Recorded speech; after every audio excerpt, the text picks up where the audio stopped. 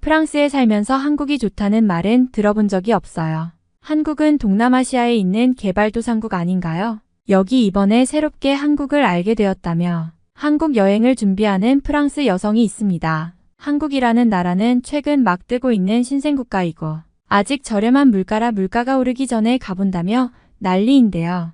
과연 그녀에게는 어떤 사연이 있을까요? 안녕하세요. 저는 프랑스에 살고 있는 뒤푸르라고 합니다. 프랑스의 부르고뉴라는 지역에서 포도밭 농사일을 하며 지내고 있죠. 부모님께서 예전부터 포도 농사를 하셨고 그 포도들을 수확해서 와인을 만드는 공장에 보내며 생계를 유지하고 있습니다. 와인 공장은 시내에 있어서 그곳에 판매하는 재미로 부모님이 농사를 지으셨고 저도 어린 시절부터 그런 모습에 익숙했기 때문에 학교를 졸업하자마자 부모님과 농사를 짓고 있죠. 거름도 주고 포도도 따는 일이 힘들긴 하지만 이곳에서의 생활이 꽤나 행복하고 재미있기 때문에 즐겁게 살고 있습니다. 도시에서 오는 물건을 받기 위해서는 택배를 이용해야 하고 필요한 물건이 도착하는 데에 며칠이 걸릴지 모르지만 그래도 외국의 시골 형편에 비한다면 저희 동네는 굉장히 훌륭하며 프랑스가 세계 최고의 선진국이기 때문에 시골 또한 살기 불편한 것이 전혀 없죠.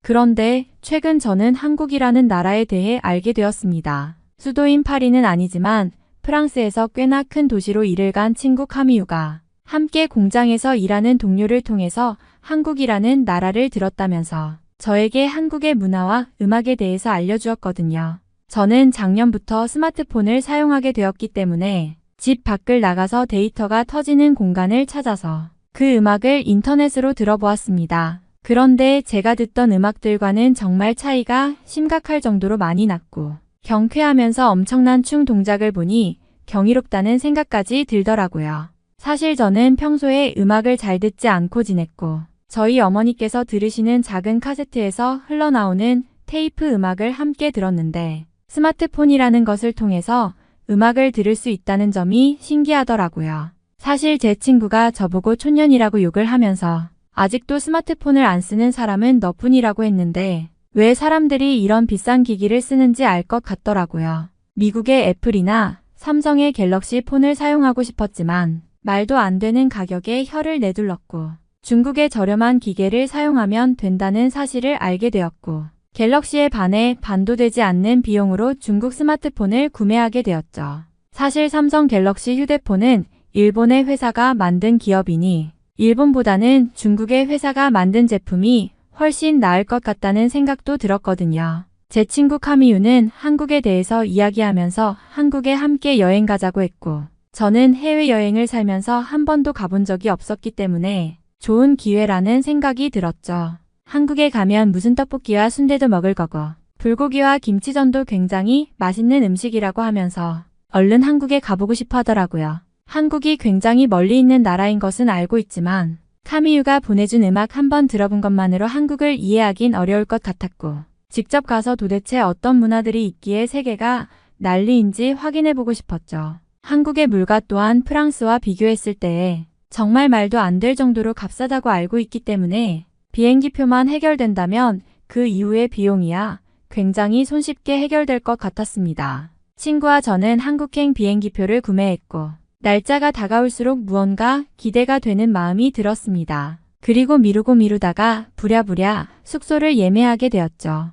카미유는 환전을 하지 않고 신용카드를 가져가면 될 거라고 말했는데 저는 한국에서는 신용카드가 안 되는 지역도 많을 것이고 신용카드라는 것을 모르는 사람도 많을 것 같다는 생각이 들어서 환전을 조금이라도 해서 가자고 계획했어요. 그런데 저희는 숙소를 예매하고 환전을 하는 과정에서 정말 충격적인 광경을 목격하게 되었습니다. 한국의 숙소 비용은 프랑스에서 제가 포도를 도대체 얼마만큼 따야 하룻밤을 잘 수 있는지 모를 정도였고 환전을 할 때에도 무언가 돈의 단위가 이상해서 인터넷을 살펴보니 한국의 물가가 프랑스보다도 비싸다고 하더라고요. 저는 정말 심하게 많이 놀랐고 친구는 그걸 이제야 알게 되었냐며 한국이 프랑스보다 더 잘 사는 나라라는 것을 몰랐냐고 놀리더라고요.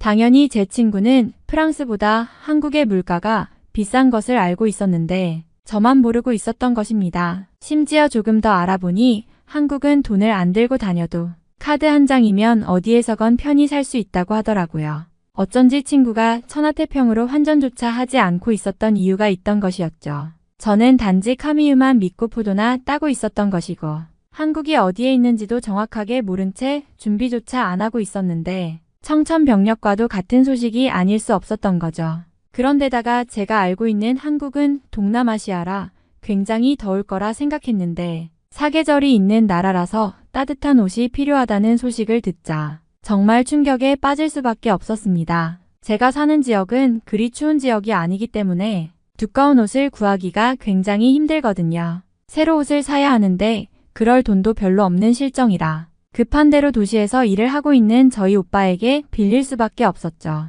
오빠는 저에게 한국도 모르는 사람이 있냐면서 프랑스 전 국민 중에서 한국 모르는 사람은 10%도 되지 않는데 그게 자기 동생이었다면서 비웃더라고요. 그리고 프랑스에 놀러오는 한국인들을 가끔 만나는데 그들의 차림이나 외모만 보아도 저렴한 옷은 안 입고 있었다며 이왕 가는 김에 한국인들처럼 꾸미고 가라고 하더라고요. 지금처럼 머리도 안 감고 농사일 나가는 것처럼 다니면 한국 사람들이 전부 피할 거라면서요. 저는 진짜 발등에 불이 떨어진 것과 같은 생각이 들었고 지금까지 한국이 가난한 나라라고 생각한 제가 너무 한심스러웠죠. 저희 동네에서도 한국이라는 나라에 대해 잘 아는 사람이 없었고 스마트폰도 이제야 개통한 데다가 저희 지역에 인터넷이 잘 터지지 않기 때문에 정말 완전히 바보가 되어버린 것입니다. 동네에 사는 언니의 말로는 한국은 베트남인가 그 나라 옆에 있는 나라이고 베트남 전쟁 전에 전쟁을 했던 굉장히 가난하고 어려운 나라라서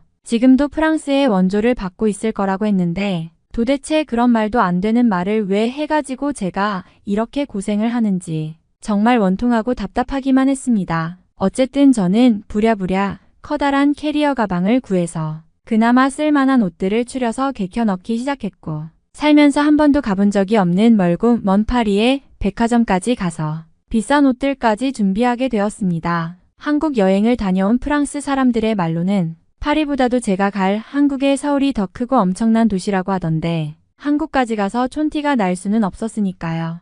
그렇게 저는 친구 카미유와 한국으로 출발하게 되었습니다. 한국에 도착한 첫 순간 저는 정말 충격을 받았습니다. 비행기에서 내리자마자 보았던 공항은 상상 이상이었어요. 공항은 깔끔하고 모든 것이 현대적이었으며 사람들은 빠르게 움직이고 있었습니다. 안내판은 여러 언어로 되어 있고 자동화된 시스템들이 사람들을 효율적으로 안내하고 있죠. 제가 살던 부르고뉴는 한적한 시골 마을이라 이런 첨단 기술과 편리한 시설을 접할 기회가 없었어요. 모든 게 처음이라 흥분된 마음으로 공항을 빠져나왔죠. 서울로 향하는 길, 도로 양옆으로 보이는 빌딩들은 정말 하늘을 찌르듯이 높았습니다. 부르고뉴에서는 보기 힘든 고층 빌딩들이 마치 기계처럼 정렬되어 있고 도로는 깔끔하게 정돈되어 있었죠. 제 고향은 작은 마을이라 차가 적고 도로는 대부분 좁고 구불구불한 편이라 서울의 도로를 보며 정말 놀랐습니다. 사람들도 빠르게 이동하며 모두 스마트폰을 들고 바쁘게 걸어 다니고 있었습니다. 서울의 거리는 활기차고 그 어떤 것도 제 고향의 여유로운 시골 풍경과는 달랐어요.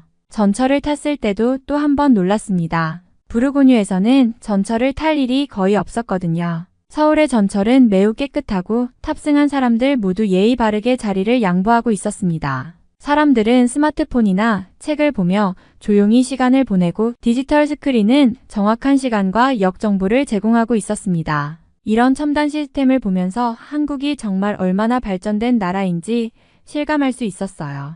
제 고향에서는 이런 시스템을 상상도 못했거든요. 길거리에서 걸어 다니면서도 정보 하나하나가 손쉽게 제공되는 서울의 편리함에 빠져들게 되었습니다. 카미유는 한국에 대해 이야기하면서 여기서는 누구나 스마트폰 하나로 모든 것을 해결할 수 있어라고 말했어요. 제가 살던 부르고뉴는 스마트폰 보급이 적고 인터넷이 잘 터지지 않는 곳이라 이곳의 기술 발전에 대해 상상도 못했습니다. 서울의 거리에서는 정말 다양한 선택지가 있었죠. 길거리 음식도 맛있고 고급스러운 레스토랑도 곳곳에 있었고 모든 것이 현대적이고 세련된 느낌이었습니다. 사실 서울의 거리 음식, 떡볶이, 순대, 불고기 같은 것들이 이렇게 저렴하고 맛있다고 상상도 못했어요. 프랑스에서 먹는 음식은 아무리 저렴해도 이 정도는 아니죠.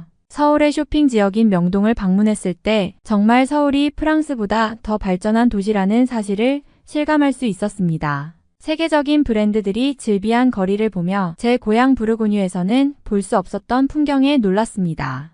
프랑스에서 살던 곳과는 비교할 수 없을 정도로 서울은 정말 다채롭고 현대적인 도시였어요. 사람들의 모습도 다르고 거리에서 보이는 모든 것들이 다르게 느껴졌죠. 서울은 제가 상상했던 것보다 훨씬 더 다채롭고 고유의 전통과 첨단 기술이 조화롭게 어우러져 있는 도시였어요. 서울에서의 첫날은 정말 정신없이 지나갔습니다. 모든 것이 새로워서 마치 꿈을 꾸는 것 같았어요. 그런데 그 중에서도 가장 충격적인 것 중 하나는 바로 서울의 공공 무료 와이파이였습니다. 저는 스마트폰을 갖고 왔지만 공항에서부터 호텔까지 그리고 길거리를 걷는 내내 와이파이가 끊임없이 연결되었죠. 그저 길거리만 지나가면 인터넷이 자연스럽게 연결되고 빠르고 안정적이었어요. 그동안 제가 살던 부르고뉴에서는 그런 것은 상상도 못했습니다. 인터넷이 터지지 않아서 카페에 들어가야만 하는 그야말로 구시대적인 방식이었죠. 서울의 공공 와이파이 시스템은 너무나 현대적이고 편리해서 내가 지금 어디에 와 있는 건지 실감이 나지 않았습니다. 그렇다면 왜 그동안 한국을 몰랐을까? 왜 이렇게 늦게 한국을 알게 된 걸까? 그 생각이 머릿속을 떠나지 않았습니다. 제 고향인 부르고뉴에서는 그런 첨단 기술이나 혁신적인 시스템을 경험할 기회가 전혀 없었어요. 사람들은 여전히 인터넷보다는 직접 만나는 것을 더 선호하고 스마트폰보다 집에서 사용하는 오래된 전화기를 쓰는 경우가 많았습니다. 무엇보다 한국에 대해 알게 된 것도 정말 우연히 친구 카미유 덕분이었죠. 그 전까지는 한국이 저 멀리 동남아시아의 개발도상국 정도로만 생각했었어요. 그 나라가 이렇게 빠르게 발전하고 첨단 기술로 앞서가고 있을 줄은 상상도 못했습니다. 프랑스의 시골에서 살다 보니 무언가가 부족하다는 느낌을 많이 받았어요. 하지만 그 부족함을 마치 당연한 것처럼 생각하고 살았죠. 부르고뉴는 정말 아름다운 곳이고 자연은 풍부하지만 사람들의 사고방식이나 생활 수준이 점점 낙후된다고 느껴질 때가 많았습니다. 예를 들어 인터넷이 제대로 안 터지고 작은 가게에서는 카드 결제를 받지 않는 곳도 있었어요. 그런 점에서 서울의 모든 것이 너무나 새롭고 효율적이고 발전된 느낌이었죠. 부르고뉴와는 비교할 수 없을 정도로 세련되고 편리하고 사람들의 생활이 매우 다채롭고 역동적이었어요. 그러면서 점점 더 깨닫게 됐습니다. 왜 이제야 한국을 알게 되었을까? 왜 나는 이렇게 늦게 한국의 발전된 모습을 보게 되었을까? 그리고 왜 한국 사람들이 프랑스에 와서 이렇게 잘 살고 있다는 사실을 이제야 깨달은 걸까? 그런 질문들이 계속 떠올랐습니다. 제 고향에서는 한국의 문화를 제대로 접할 수 있는 기회가 없었고 나는 그저 작은 시골에서 자라며 그런 발전된 세계를 전혀 경험하지 못하고 살았던 것이죠. 이제야 비로소 한국이 얼마나 빠르게 발전한 나라인지를 알게 되면서 저 자신이 얼마나 편협하게 세상을 바라보고 있었는지 깨달았습니다. 한국에서 느끼는 충격과 감동은 정말 컸어요. 서울의 빠르고 효율적인 대중교통, 어디서나 쉽게 접할 수 있는 무료 와이파이, 그리고 사람들의 빠르고 정확한 일 처리까지. 프랑스에서는 볼 수 없었던 것들이 이곳에서는 일상처럼 흐르고 있었습니다. 그제야 느꼈죠. 프랑스의 시골은 정말 많은 면에서 후진적이었고 내가 살던 그곳에서의 일상은 너무나 느리고 비효율적이었음을 서울에서 경험하는 모든 것이 그동안 내가 살던 곳과 너무나 다르다는 사실이 신기하고 동시에 부끄럽게 느껴졌습니다. 서울의 번잡함과 첨단적인 분위기에 놀라면서도 저는 한국의 시골이 어떻게 다를지 궁금해졌습니다. 서울에서의 경험이 너무나 세련되고 효율적이라 그 반대편인 시골은 또 어떤 모습을 하고 있을지 상상도 되지 않았죠. 사실 프랑스의 시골도 나름 매력적이고 평화로운 곳이지만 서울과는 비교도 안 될 정도로 현대화가 부족한 곳이 많았어요. 그런 점에서 한국의 시골은 어떤 느낌일지 서울과 얼마나 다른지 궁금해졌습니다. 그러던 중 친구 카미유가 말한 대로 한국의 시골도 현대적인 요소가 꽤 많이 결합되어 있다는 이야기를 듣고 그곳을 가보기로 마음먹었습니다. 그때 한국의 시골까지도 쉽게 접근할 수 있다는 소식을 들었어요. 버스를 타고 가면 서울에서 그리 멀지 않은 곳에 아름다운 자연이 펼쳐진 시골, 마을들이 있다는 사실을 알게 된 거죠. 그중 하나가 바로 가평이라는 곳이었습니다. 가평은 서울에서 그리 멀지 않은 거리에 위치해 있고 자연이 정말 아름답다는 말을 들었어요. 저는 부르고뉴에서도 자연을 많이 접하며 살았지만 한국의 시골은 또 다른 매력이 있을 거라 기대되었습니다. 더 이상 서울만 보고 만족하지 않겠다고 결심하고 가평행 버스를 예약했습니다. 서울에서 버스로 1시간 정도면 갈 수 있다는 사실에 놀라면서도 가평의 청정한 자연을 직접 보고 싶다는 마음이 간절했습니다. 한국의 시골이 서울처럼 첨단과 자연이 조화롭게 어우러진 공간이라면 그것은 분명히 저에게 큰 깨달음을 줄 것 같았어요. 버스에서 내려 가평에 도착했을 때 저는 정말 숨을 멈추고 자연의 아름다움에 빠져들었습니다. 푸른 산과 맑은 물, 그리고 고즈넉한 마을의 모습은 정말 평화롭고 정갈했습니다. 하지만 프랑스 시골과는 다른 점이 있었어요. 한국의 시골은 현대적인 시설들이 잘 갖춰져 있으면서도 자연을 그대로 보존하는 방식으로 발전해 나가고 있었습니다. 마을에는 작은 카페와 농산물 직판장이 있었고 그런 곳에서도 무료 와이파이가 잘 연결되더군요. 또한 서울에서 느꼈던 효율성과 편리함이 시골에서도 그대로 느껴졌어요. 도로는 깔끔하고 사람들이 모두 스마트폰을 들고 있으며 신속하게 정보를 찾고 소통하는 모습은 정말 인상 깊었습니다. 가평에서의 시간은 너무나 평화롭고 여유로웠지만 동시에 저는 다시 한번 한국이 얼마나 발전된 나라인지를 실감하게 되었습니다. 한국의 시골도 결코 낙후되지 않았고 오히려 프랑스의 시골보다 훨씬 더 현대적이고 편리하게 느껴졌습니다. 프랑스에서는 시골에 가면 여전히 불편한 점이 많고 사람들조차 기술적인 변화에 적응하지 못하는 경우가 많지만 한국의 시골은 완전히 다른 세계처럼 보였습니다. 이렇게 한국의 시골을 방문하면서 저는 비로소 프랑스 시골의 한계를 깨닫게 되었습니다. 프랑스 시골이 예쁘고 평화로운 곳이긴 하지만 그곳은 여전히 여러 가지 면에서 불편하고 사람들의 생활 수준도 그리 앞서 있지 않다는 생각이 들었습니다. 반면 한국의 시골은 도시와의 연결도 원활하고 기술적 발전이 자연과 조화를 이루며 발전하고 있다는 사실에 정말 깜짝 놀랐어요. 이 모든 경험을 통해 저는 한국이 단지 대도시만 뛰어난 나라가 아니라 그 어떤 곳에서든 우수한 시스템과 편리함을 누릴 수 있는 나라라는 것을 실감하게 되었습니다. 서울의 첨단 기술뿐만 아니라 한국의 시골까지도 프랑스와는 비교할 수 없이 발전한 모습을 보면서 저는 이제야 깨닫습니다. 내가 알지 못했던 세계가 이렇게 가까운 곳에 있었고 그동안 너무 좁은 시각으로 세상을 보고 있었던 거죠. 한국이 그렇게 발전할 수 있었던 이유는 단순히 한두 도시의 발전이 아니라 국가 전체가 균형 있게 발전하고 있다는 것을 보여주는 것 같았습니다. 가평에서 하룻밤을 보낸 후 저는 다시 서울로 돌아가기로 했습니다. 가평은 자연의 아름다움과 평화로운 분위기가 마음에 들었지만 서울의 편리함을 다시 한번 느끼고 싶었기 때문입니다. 특히 서울로 가는 길은 너무나 간편했습니다. 기차를 타고 서울로 향하는데 그 편리함이 정말 놀라웠어요. 기차는 시간에 맞춰 정확하게 출발하고 좌석도 편안하며 차내 서비스도 훌륭했습니다. 기차로 1시간 남짓이면 서울에 도착할 수 있다는 사실에 다시 한번 깜짝 놀랐습니다. 서울에 도착하자마자 느낀 점은 서울이 가평과는 전혀 다른 분위기지만 두 곳 모두 놀랄 만큼 발전된 곳이라는 것이었습니다. 서울은 전혀 혼잡하지 않고 도시의 크기와 인구 밀도를 고려할 때 생각보다 질서정연하고 효율적이었습니다. 거리에는 사람들이 여유롭게 다니고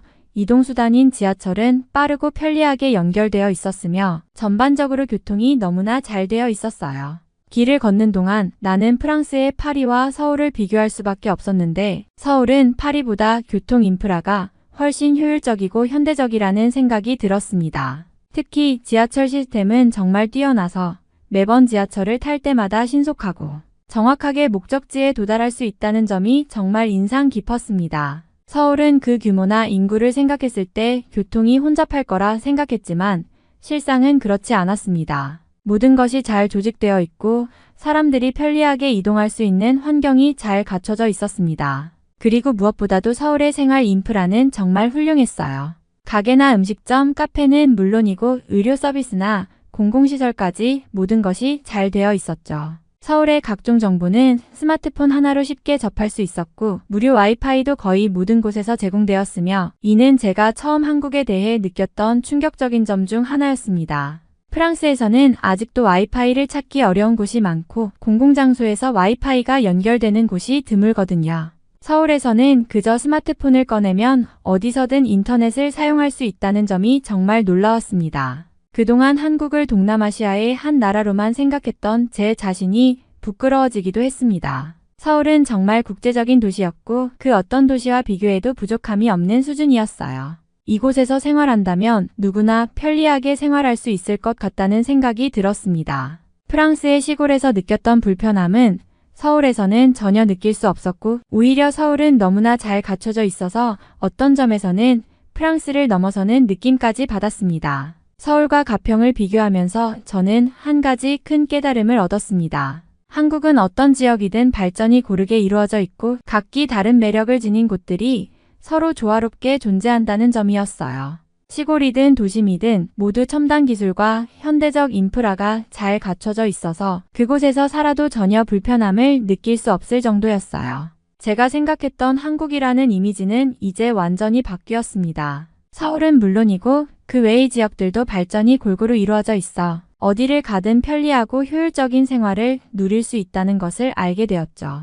서울에서의 마지막 하루를 보내며 저는 이제 한국을 정말 제대로 알게 되었다는 생각이 들었습니다. 그동안 제가 모르고 지나쳤던 한국의 진짜 모습은 정말 놀라운 것들이었어요. 한국이 이렇게 빠르게 발전할 수 있었던 이유는 단지 경제적인 이유뿐만 아니라 국가 전체적으로 효율성과 편리함을 추구하며 현대적인 도시와 자연을 동시에 조화롭게 이루어내기 때문이었죠. 서울에서 다시 한번 그 사실을 확실히 느끼며 이제 저는 한국을 알게 된 것에 대한 기쁨과 동시에 왜 그동안 한국을 몰랐던 것에 대한 아쉬움이 커졌습니다. 서울의 지하철에 몸을 실으며 저는 처음으로 그 안에서 느껴지는 모든 것들이 얼마나 첨단적인지 깨달았습니다. 지하철 문이 열리자마자 한 차례 부드럽고 향긋한 공기가 제 코를 스쳤습니다. 지하철 내부는 정말 깨끗하고 공기청정기가 곳곳에 설치되어 있어서 기차 안이 상쾌하게 느껴졌습니다. 또한 지하철이 너무나도 조용해서 다른 사람들이 어떤 대화를 나누고 있는지